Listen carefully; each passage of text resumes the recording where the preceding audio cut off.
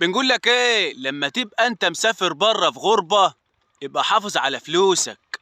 حافظ على فلوسك عشان انت محروم من اهلك، ومحروم من صحابك، ومحروم من كل حاجة هنا.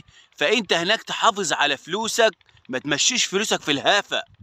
خليك كده ايه، حافظ على فلوسك وحافظ على حالك وحافظ على نفسك. ماشي. والجماعة اللي هم الجرارين بقى، اللي هم مش سايبينك في حالك، يا راجل اتق الله شوية. دي راجل في غربة، ما تفضلش تنج في سيرته يامي وتنج عليه. ده راجل شقيان وتعبان وفي غربة متغرب. فعيب منك كده لما تبص له وتفضل تهرف في سيرته. يا راجل ارحم نفسك شوية، عيب منك حتى. وانت يا حاج بلاش الهري اليامي ده. ابن فلان سافر وجاب عربية، ابن فلان عمل عيب منك حتى، عيب. عيب كده، ده راجل في غربة ومتغرب وسايب عياله يا مرة. عيب، عيب كده يا عالم.